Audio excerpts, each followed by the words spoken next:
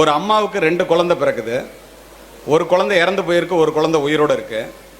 2 குழந்தையும் கொண்டு வந்து தாயிட்ட காமிச்சிட்டு இறந்து போன குழந்தைய புதைக்கணும். கொண்டு வந்து காமிக்கிறாங்க. ஒரு குழந்தை கை கால் ஆட்டிகிட்டு இருக்கு தொட்டியில், பக்கத்திலே ஒரு குழந்தை இறந்து போய் படுத்திருக்கு. சமீபத்தில் நடந்த சம்பவம். 4 டாக்டர் நிற்கிறாங்க, 8 நர்ஸ் நிற்கிறாங்க. என்னுடைய வீட்டில் 4 மருத்துவர்கள். தாய் மயக்கம் தெளிஞ்சு குழந்தை பிறந்து பிரசவ வலியிலேருந்து அப்போ தான் எந்திரிக்கிறாங்க. அந்த குழந்தை 2ஐயும் உத்து பார்க்குறாங்க. ஒரு குழந்தை உயிரோடு இருக்குது, ஒரு குழந்தை இறந்து போயிருக்கு. உண்மை சம்பவம், கதையல்ல. தாயினுடைய சக்தி என்ன என்பதை தெரிந்து கொள்ளுங்கள். டாக்டரை பார்க்குறாங்க, ஒரு குழந்தை இறந்து போச்சுன்னு சொல்கிறாரு. பீடியாட்ரிஷியன் முயற்சி பண்ணி பார்த்து அழல குழந்தை, அதனால் இறந்து போச்சுன்னு முடிவு பண்ணிட்டாங்க. அந்த தாய் சொல்லுகிறாள், என்னுடைய வயிற்றிலே 2 குழந்தைகள் உயிரோடு இருப்பதை நான் உணர்ந்தேன். நீங்கள் மிகப்பெரிய மருத்துவர், சுகப்பிரசவம், எப்படி ஒரு குழந்தை இறக்க முடியும்? வாய்ப்பே இல்லை. இல்லைம்மா, எவ்வளோ முயற்சி பண்ணி பார்த்துட்டோம், முடியல. அந்த தாய் கேட்கின்றாள், அந்த இறந்து போன குழந்தையை நான் கொஞ்ச வேண்டும். அதுக்கு தான் கொண்டு வந்தோம், நீங்கள் கொஞ்சிட்டு கொடுங்க, கொண்டு போய் புதைக்கிறோம்.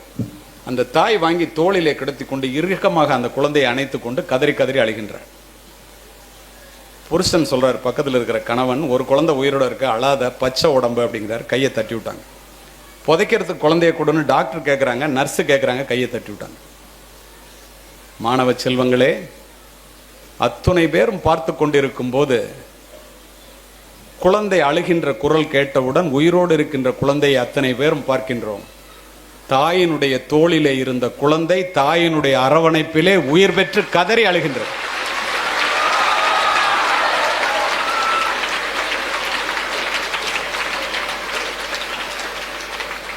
மருத்துவம் தாயினுடைய அன்பிற்கு முன்னால் பொய்த்து போனது.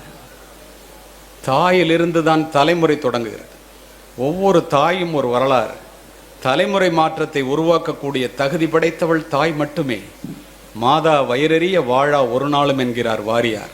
மாதாவை ஒரு நாளும் மறக்க வேண்டாம் என்கிறது உலக நீதி. உன் தாயையும் உன் தந்தையையும் கனம் பண்ணுவாயாக என்கிறது பைபிள். உன் தாயினுடைய காலடியிலே தான் சொர்க்கம் இருக்கிறது என்று சொல்லுபவர் நபிகள் நாயகம். யார் இல்லை என்றால் இந்த உலகத்தில் நீ பிரவேசித்திருக்கவே முடியாதோ, யாரை இழந்து விட்டால் திரும்ப பெற முடியாதோ, அவளுடைய பெயர் தான் தாய் என்று சொல்லுபவர் விவேகானந்தர். என் தாயினுடைய காலடியிலே தான் சொர்க்கம் இருக்கிறது என்று சொல்லுகிறார் நபிகள் நாயகம். ஏன் அவ்வாறு சொல்லுகிறார் தெரியுமா? 10 மாதம் உன்னை சுமந்து புரண்டு படுத்தால் கூட உனக்கு வலிக்குமே என்று உனக்கு வேண்டியதை மட்டும் உண்டு, தனக்கு வேண்டியதை வெறுத்து, நீ பிறப்பதற்கு முன்பே உனக்காக இறைவனிடம் வேண்டிய ஒரு ஜீவன், உன்னதமான ஜீவன் இந்த உலகத்தில் உண்டென்றால் அது உன்னை பெற்றெடுத்த தாயை தவிர யாருமே.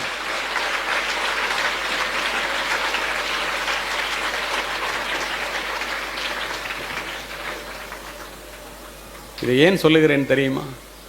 சித்திரச் சோலைகளாக இங்கே அமர்ந்திருக்கின்றீர்களே, உன்னை பெற்று வளர்த்து ஆளாக்குவதற்கு உன்னுடைய தாய் எத்துணை முறை ரத்தம் சிந்தினாள் என்று எத்துணை பேர் சிந்தித்து பார்க்கிறீர்கள்?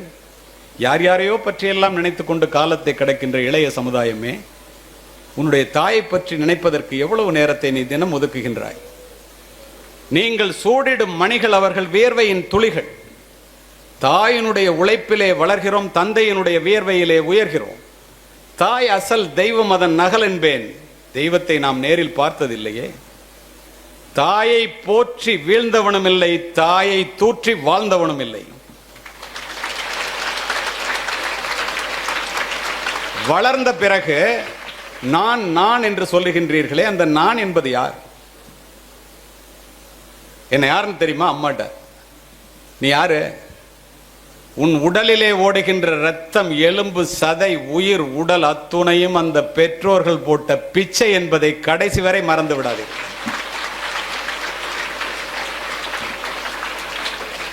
ஓலை குடிசையிலே ஒழுகும் மழை நீரை குழந்தை மேல் படாமல் காப்பதற்காக ஒவ்வொரு தாயும் தன்னுடைய உடலை கூடாரமாக்குகிறாள். நீங்கள் நனைந்திருப்பீர்கள் மழை நீரால் அல்ல, தாயினுடைய கண்ணீரால். வீட்டிலே சோறு சூடாக இருந்தால் நீங்கள் சாப்பிடுவீர்கள். சோறு நன்றாக இருந்தால் உங்கள் அப்பாக்கள் சாப்பிடுவார்கள். சோறு மிச்சம் இருந்தால் மட்டுமே உன்னை பெற்ற அம்மா சாப்பிடுவார்.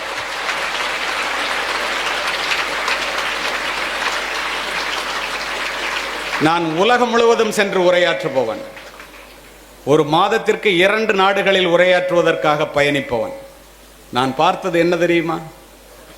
உலகத்திலேயே தனக்காக சொத்து சேர்க்காத அப்பாவும் தனக்காக சமைக்காத அம்மாவும் இந்தியாவை தவிர எந்த நாட்டிலும் இல்லை.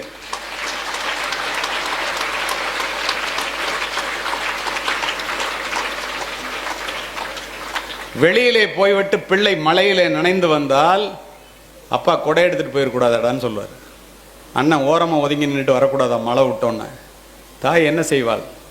தன் பிள்ளையினுடைய நனைந்த தலையை முந்தானையால் துவட்டி, இந்த பாழாய்ப்போன மழை என் பிள்ளை வெளியிலே போகும்போதா பெய்ய வேண்டும், மழையையே திட்டுவாள்.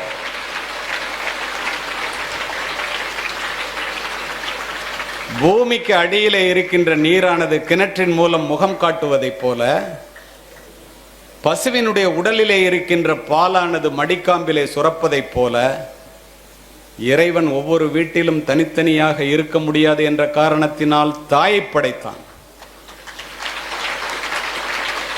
கோடிக்கணக்கான யூதர்களை கொன்று குவித்த ஹிட்லர் 2ஆம் உலகப் போருக்கு பின் தன்னைத்தானே சுட்டுக்கொண்டு தற்கொலை செய்து கொள்ள வேண்டும் என்று நினைத்த போது, மாணவ செல்வங்களே, தன் தாயினுடைய புகைப்படத்தை எடுத்து நெஞ்சிலே வைத்து மார்பிலே தழுவியபடி துப்பாக்கியால் சுட்டுக்கொண்டு இறந்து கிடந்தான். நீ உங்க அம்மா அப்பாட்ட போய் கேள, உங்க அம்மாட்ட போய் கேளு, போனோன்னு வீட்டுக்கு, அம்மா உனக்கு என்னம்மா வேணும்னு. எனக்கா? நீ நல்லா படிச்சு பெரிய ஆளானா போதுண்டா கண்ணா, அதை தவிர எனக்கு வேறு ஒன்றும் வேண்டாம் என்று ஒற்றை வார்த்தையிலே முடித்துக் கொள்வார்.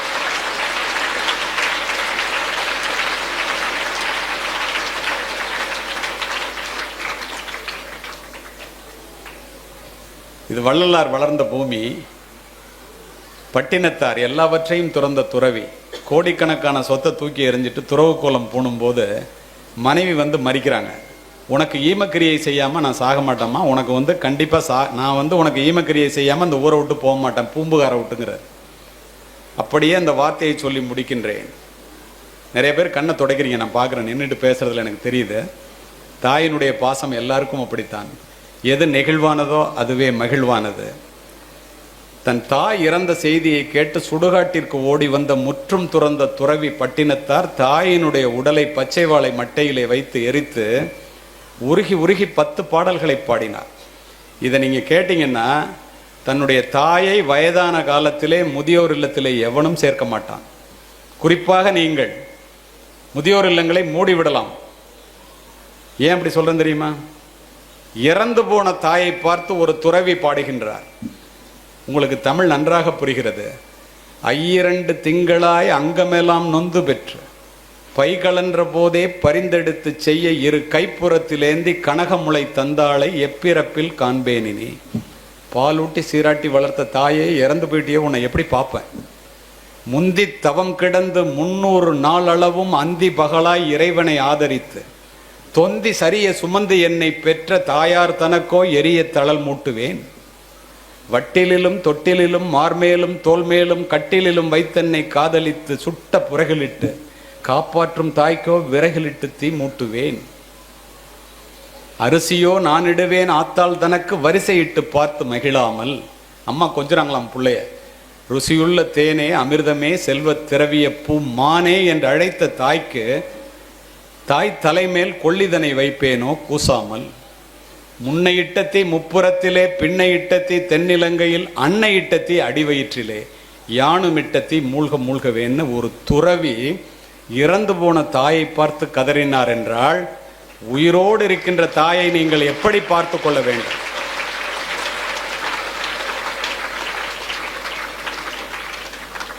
அமெரிக்காவில் ஒரு பையன் வேலை பார்க்குறான். அவனுக்கு வீட்டில் பொண்ணு பார்க்குறாங்க.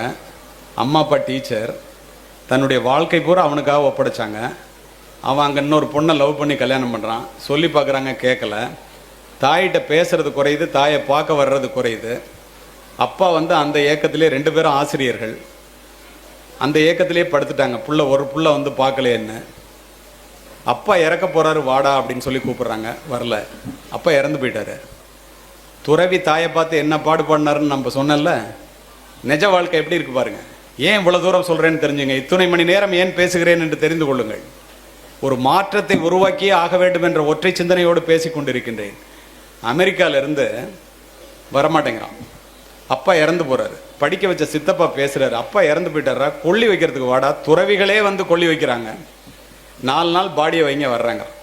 4 நாள் கழிச்சு வர்றான். அப்பா உயிரோட பார்க்கலன்னு அம்மாவுக்கு கோவம், பேசலை, போய் கொல்லி வைக்கிறான். 4 கோடி ரூபா பொறுமானம் உள்ள வீடு. அங்கேருந்து வந்தோன்னே தாய் பேசாமல் இருக்காங்க. அம்மாட்ட சொல்கிறான், நீ இன்னமும் அங்கே தனியாக இருக்க வேண்டாமா, அப்பா இறந்து போயிட்டார். அந்த பேதை மனம், அந்த தாய் நினைக்கின்றால் நம்மளை அமெரிக்காவுக்கு அழைச்சிட்டு போயிடுறான், பிள்ளைகளெல்லாம் பார்க்கலாம், பேர பிள்ளைய பார்க்கலாம், அமெரிக்காவை பார்க்கலான்னு. இவன் சொல்கிறான், 4 கோடி ரூபாய்க்கு வீட்டை விற்றுட்டேன், அதனால நீ வீட்டில் இருக்க முடியாது, உன்னை முதியோர் இல்லத்தில் விட்டுட்டு போகிறேங்க. அந்த தாய், தந்தை இறந்த வீடு, நான் இதிலே இருந்து செத்து போகிறேன்டா, அப்புறம் வீட்டை எடுத்துக்கிடாங்கிறாங்க. கதறுகிறாள், பதறுகிறாள், அழ அப்படியே கொண்டு போய் முதியோர் இல்லத்தில் சேர்த்துட்டு 18 மணி நேரம் விமானத்தில் பயணிக்கிறான். 4 கோடி ரூபா பணத்தை வாங்கிட்டு. இந்த அம்மாவுடைய காசு 50,000 ரூபா முதியோர் இல்லத்துக்கு கட்டிட்டு போகிறான். கதை இல்லை, நிஜம். 18 மணி நேரம் கழிச்சு போய் அமெரிக்காவில் இறங்குது. ஒய்ஃபுக்கும் பிள்ளைங்களுக்கும் தீனி எல்லாம் வாங்கிட்டு போகிறான். காலையில் சாப்பிட உட்காரும்போது ஸ்வீட் வைங்கிறான். இத்துணைக்கும் காரணம் அவனுடைய மனைவி. இவன் போகணும்னு நினைச்சப்ப கூட தடுத்தது அவனுடைய மனைவி. அதுக்கப்புறம் இவனே மாறிட்டான். உன் தாய் பசித்திருக்க உன் தாரத்திற்கு ஊட்டாதே ஒருபோதும். புரிந்து கொள்ளுங்கள். இவன் போனோன்னா சாப்பிட உட்காரான், ஸ்வீட் வைங்கிறான். துக்கம் நடந்த வீட்டில் ஸ்வீட் வைக்கக்கூடாதுன்னு அப்போ தான் சொல்கிறான் அந்த மனைவி. துக்கம் முடிஞ்சு 1 மாதம் ஆச்சு, கருமாதி முடிஞ்சு போச்சுங்கிறான் அவன். அவள் சொல்கிறா, துக்கம் முடிஞ்சு 24 மணி நேரம் கூட ஆகலை, நீ விமானத்தில் வரும்போதே உங்கள் அம்மா இறந்து போயிட்டாங்க முதியோர் இல்லத்துலங்கிறான். இதுக்காகவா உங்களை படிக்க வைக்கிறாங்க? இதுக்காகவா திங்கிறதுக்கு சோறு கூட இல்லாமல் உங்களெல்லாம் வளர்க்குறாங்க? தயவு செய்து புரிந்து கொள்ளுங்கள். உலகத்திலேயே துயரமான கண்ணீர் தாயினுடைய கண்ணீர். தேடி சோறு நிதந்தின்று பல சின்ன சிறு கதைகள் பேசி மனம்பாடி துன்பமிக உழன்று பிறர் வாட பல செயல்கள் செய்து நரை கூடி கிளப்பருவம் எய்தி கொடும் கூற்றுக்கு இறையென பின் மாயும் பல வேடிக்கை மனிதரைப் போல் நான் வீழ்வேன் என்று நினைத்தாய் ஒம்பம் பாரதி. பிறந்தோம், வளர்ந்தோம், 40 மார்க் வாங்கினோம், பாஸ் பண்ணோம், 10,000 ரூபா சம்பளத்துக்கு வேலைக்கு போனோம், கல்யாணம் பண்ணிக்கிட்டோம், வயசாயிடுச்சு, முடி நரைச்சி போச்சு, தோல் சுருங்கி போச்சு, செத்து போயிட்டோம். மிருகங்கள் கூட இதைத்தான் செய்கின்றன. இதற்கு 6 அறிவு தேவையில்லை. பிறப்பு ஒரு சம்பவமாக இருக்கட்டும், இறப்பு ஒரு சரித்திரமாக இருக்க வேண்டும். இந்த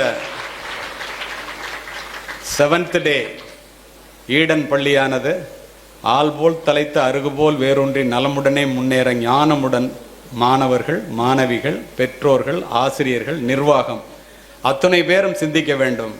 மிகப்பெரிய மாற்றம் நிகழ்ந்தே தீரும். இத்துணை மணி நேரம் அமைதி காத்த அத்துணை நல்ல உள்ளங்களுக்கும் வாய்ப்பு கொடுத்த நிர்வாகத்திற்கும் நன்றி, வணக்கம்.